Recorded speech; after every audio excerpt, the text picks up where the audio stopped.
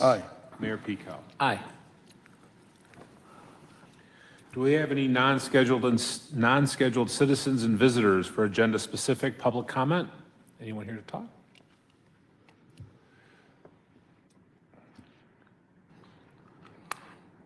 Are you here to speak on something that's on the agenda for today? Yes, it's regarding the Centennial Park West. Great. Do you want to give the spiel? Oh.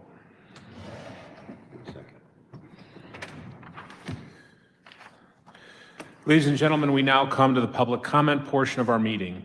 Each individual wishing to address the village board will be allocated a maximum of 3 minutes. Before speaking, each person must clearly state their name for the record, and we request that you also provide your address. All comments must be made from the podium and directed to the village board as a whole. Comments should not be directed to individual board members, village staff, or other members of the public. We expect all speakers to conduct themselves in a respectful and orderly manner. Abusive, foul, obscene, threatening, or otherwise inappropriate language or conduct, including personal attacks, will not be permitted. Disruptions, loud outbursts, or statements made from the audience are also not permitted. The mayor may terminate the public comment session of any person who fails to adhere to these rules. Anyone who disrupts the meeting and prevents the board from conducting its business may be subject to removal from the meeting room. Please note that the Board of Trustees will not engage in debate during public comment. While the board generally does not respond to public remarks, the mayor or a trustee may choose to do so if deemed appropriate. We appreciate your cooperation and look forward to hearing from those who wish to speak. Thank you. Thank you. Go ahead. Larry or something? No. No. Just state your name. Thank you. My name is Terrence Grom. I live at 15709 Scotts Glen Road. I currently serve as the president of the Colette Highlands Townhome Association, which is adjacent to Centennial West. In addition, our board also manages the Colette Highlands Master Association, which includes the collective of the condo building, newer townhomes, the single-family homes that make up Colette Highlands. Since its inception, the Master Association has been responsible for the maintenance of the center medians along Summer Glen Road and Park Station Boulevard from 159th past Centennial West to the Metro lot. While these are public roads, our association has funded the upkeep of these medians, including irrigation and lawn maintenance that benefit the broader community. Unfortunately, during the construction of the new music venue, the existing irrigation system for the medians was damaged, specifically during the excavation of Park Station Boulevard. As a result, the watering system has been inoperable since last year. Our property management company has attempted to engage with Public Works throughout the last year. However, these efforts were met with no follow-up or guidance provided in how to proceed. We have obtained a professional estimate from our current irrigation contractor to restore the system. The required work, which would include boring beneath the roadway, potentially in multiple directions, to reinstall the main lines and wiring, as well as any potential valves or sprinkler heads, would be an estimated cost of $18,000. Our association has always been committed to maintaining the beauty and appeal of this area, particularly as it serves more and more as a gateway for events such as 4th of July celebration, farmers market, concerts, and other village-sponsored events. However, our association will not be left responsible for repairing an irrigation system that the village destroyed. While I was initially hopeful that this new venue would be a positive addition to the area, despite many concerns I had heard from people in my association, regrettably now it seems this reflects a significant oversight in the planning and execution of the project. I bring this up to you so you fully understand the scope and what is involved with this project. To me, it's simply unacceptable for additional funding to be dedicated towards any supplemental changes, upgrades, or enhancements to the venue until existing issues such as this are properly resolved. You can't move on to the next phase of the project until the problems you created are solved from the first phase. I would be happy to provide my personal contact information to anyone if the village has a point of contact or anyone who would be willing to work with me on this issue. Thank you. Thank you for your comments. I live in Colette Highlands, so Joel, are you aware of this issue? Well, please follow up, because I don't think they're done with their punch list items, are they? I know. But I'll check with the road program too. They were doing the resurfacing of that area. Okay. And So- afterwards, I can provide my But card. all of the punch list items from the contractor are not completed yet, so that's irrelevant to the thing tonight, and we'll make sure that it's taken care of. But I live there and I'm unaware of it. I live actually across the street and next to board members of our association, and I haven't heard anything, so it's first. So thanks for bringing it to our attention. Okay, next agenda item, Centennial Park West Facility Improvement Project.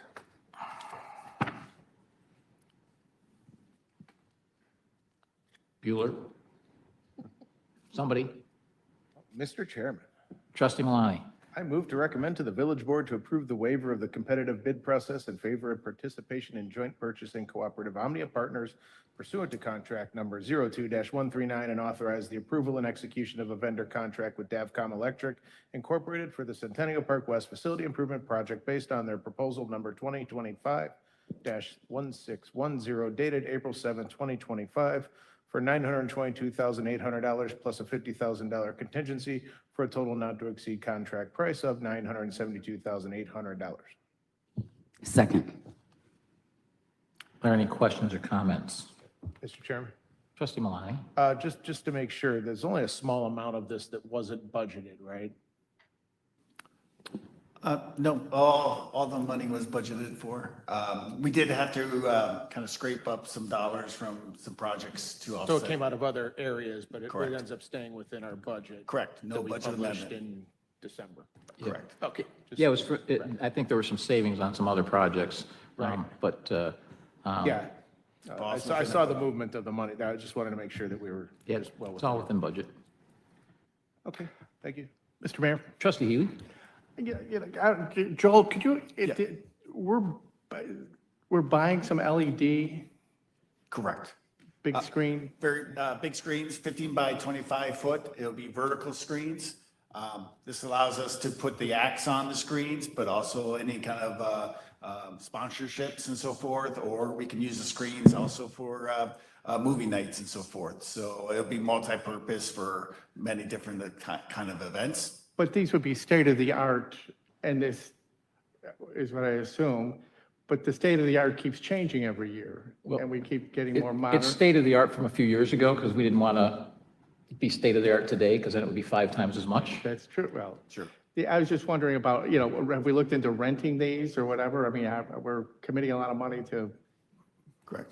I think the cost to rent it and so forth would be, because you also have to have the infrastructure to like lift it and so forth, be more. We looked at this last year. Correct. And it was much less expensive to own them than to rent them. Because there's a, You may see it on the tollways and so forth, those kind of billboards where they change, similar in fashion, they're weather protected and so forth as well. If that was a Yeah, question. it just, to me, it seems like a lot of money and for the number of days a year that we're going to get out of it. I'm just a little bit, a million, not a million, but 900,000 or whatever it's not the whole. Yes, just the screens alone was about 671,000 total of the 900,000. but we heard repeatedly from people that they wanted screens. That was consistent feedback across everyone that attended those events. Oh, There was a lot of good feedback, and all these projects were all feedbacks from the residents that came through the lines, giving the different folks information about how they could see the experience better.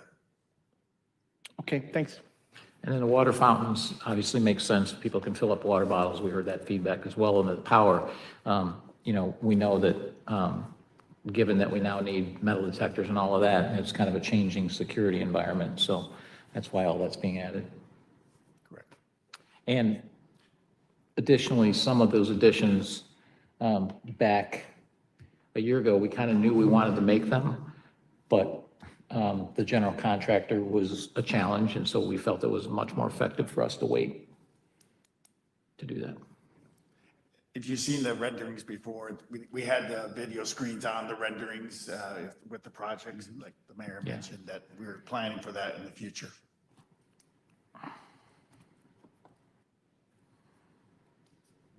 Any other comments? Yeah, all of these things make sense. The video wall was always planned. It was just kind of a future expense. And then the water fountains was good feedback that we received on that. And and again, it's within the budget we planned for it this year. Call the roll. Trustee Malani? Aye. Trustee Katsinas? Aye. Trustee Healy? No. Trustee Campos? Aye. Trustee Rashevsky? Aye. Mayor Pico. Aye.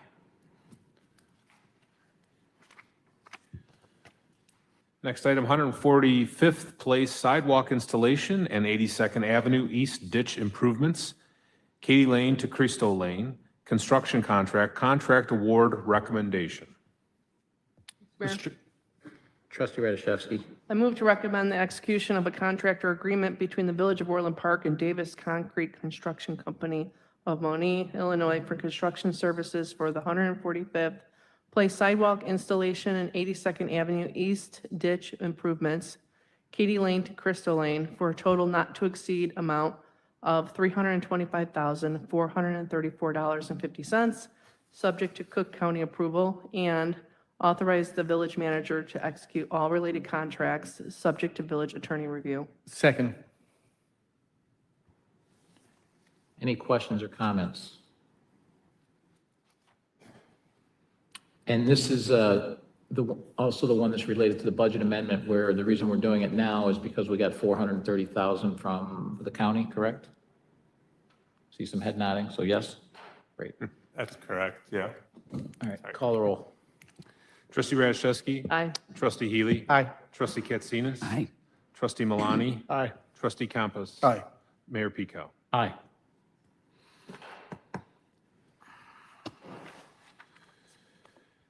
Ninety-fourth Avenue and 159th Street intersection safety improvement, Phase 1 preliminary design engineering services, contract award recommendation. Mr. Chairman, Trustee Campus. I move to recommend the execution of a professional services agreement between the Village of Orland Park and V3 Companies Limited of Woodridge, Illinois for Phase 1 preliminary design engineering services for the 94th Avenue and 159th Street intersection safety improvement project for a total not to exceed amount of $114,215, and authorize the village manager to execute all related contracts subject to village attorney review. Second. Any comments? This is our highest crash intersection, and definitely needs some improvements. And what exactly those improvements will be, we don't know yet, but we will have improvements.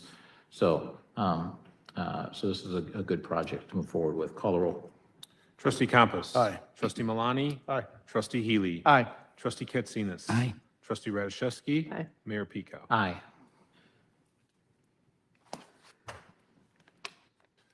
Next item, John Humphrey House renovation, RFP 24-20-bid award.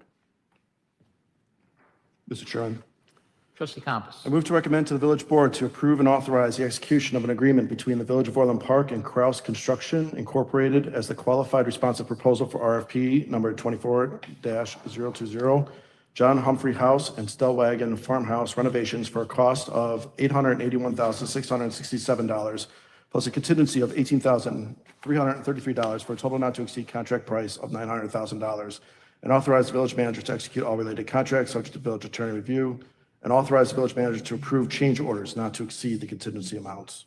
Second. So this project, it's interesting because I've watched a lot of crazy on social media, as you might imagine, over the last several months, including how we need to reinstate the Orland Park Historical Society. Well, newsflash, the Orland Park never had the Orland Park Historical Society. That was a separate organization.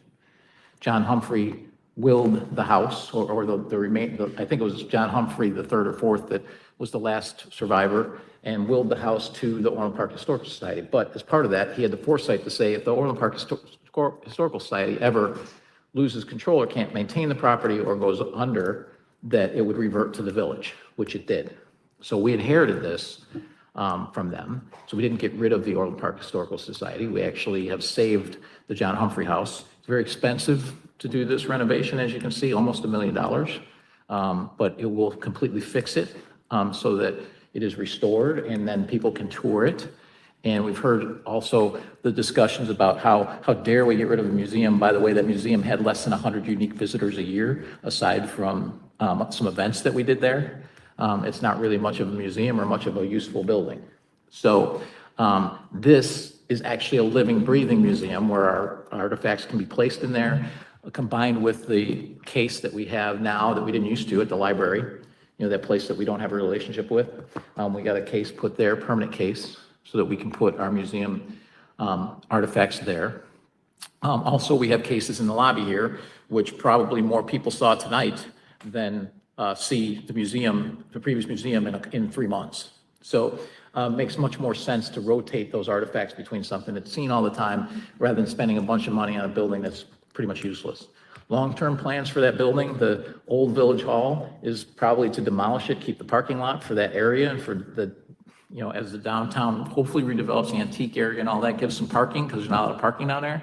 And it gives you 2 lots that can be turned into residential that the village can sell at some point. So that's kind of the long-term plan. And also you've got parking for the John Humphrey House right across the street as well, down where that old place was. So hopefully that will get more visits, and it's definitely much nicer, much more interesting than the old Village Hall was, which really isn't much of anything. So that was the plan for all of that. Call the roll. Trustee Campos. Aye. Trustee Radiszewski. Aye. Trustee Healy. Aye. Trustee Katsinas. Aye. Trustee Malani. Aye. Mayor Pico. Aye. Do we have any non-scheduled citizens and visitors for public comment on items relevant to village business? Anyone else to speak? Anybody else here to speak? I'll entertain a motion to adjourn. So moved. Second. Call roll. Trustee Campos. Aye. Trustee Malani. Aye. Trustee Healy. Aye. Trustee Katsinas. Aye. Trustee Radiszewski. Aye. Mayor Pico. Aye. We're adjourned. Next meeting will start at 7.